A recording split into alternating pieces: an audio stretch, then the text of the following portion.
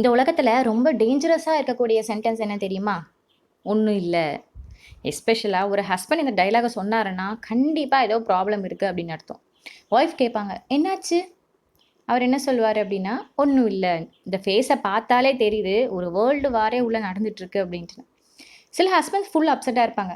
ஆனா ரீசன் சொல்ல மாட்டாங்க. ஏன்னா அவங்களுக்கு வந்து 2 பயம் இருக்கு. முதலாவது என்னன்னா, சொன்னா கண்டிப்பா பெரிய சண்டை வந்துருமோ அப்படின்ற ஒரு பயம். 2வது நம்ம சொல்றதுல அவ எங்க புரிஞ்சுக்க போறா அப்படின்ற ஒரு இது.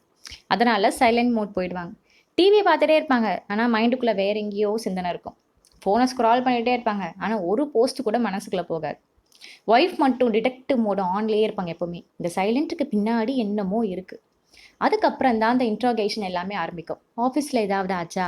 நான் ஏதாவது சொன்னேனா? மணி ப்ராப்ளமா? உங்க அம்மா ஏதாவது சொன்னாங்களா? அப்படின்ட்டு ஏகப்பட்ட கொஸ்டின்ஸ் கேட்பாங்க. ஹஸ்பண்டோட மைண்ட் வாய்ஸ் அப்ப என்னமா தெரியுமா இருக்கும்? ஐயோ! இத விட ஒரிஜினல் ப்ராப்ளமே ஈஸியா இருந்திருக்கும் போலயே அப்படின்னு நினைப்பாங்க. ஆனா ஒரு உண்மை என்னன்னா, நிறைய ஹஸ்பண்ட்ஸ் வந்து ஸ்ட்ரெஸ்ஸ வெளிய சொல்ற பழக்கம் கிடையாது.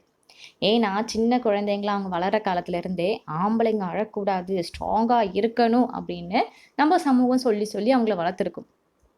அதனால அவங்க ஹர்ட் ஆனாலும் நெறைய நேரங்கள்ல வெளிய சொல்ல மாட்டாங்க.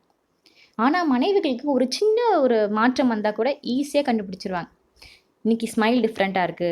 சாப்பிடுறது குறைஞ்சிச்சு. சைலன்ட்டா இருக்காரு. ஸோ, அப்ப இந்த மாதிரி இம்மீடியட்டா நோட்டீஸ் பண்ணிடுவாங்க.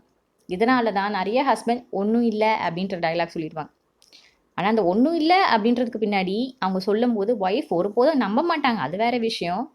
சில சமயங்கள்ல அவங்களுக்கு சொல்யூஷன் கூட வேண்டாம். யாராவது பக்கத்துல உட்காந்து "என்னாச்சு?" அப்படின்னு கேட்டாவே போதும் தான். ஆனா, ஹஸ்பண்ட்ஸ் என்ன தெரியுமா பண்ணுவாங்க? "ஒண்ணும் இல்ல" அப்படின்னு சொல்லிட்டு 2 மணி நேரம் சும்மா வெறும் சுவரையே பார்த்துட்டு இருப்பாங்க.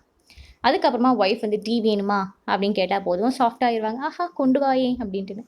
இந்த உலகத்துல நெறைய ஹஸ்பண்ட்ஸ்க்கு டீ, சாப்பாடு, கொஞ்சம் கேர் இந்த 3ம் தான் ஒரு லவ் லாங்குவேஜ்ன்னு நெனைக்கிறாங்க.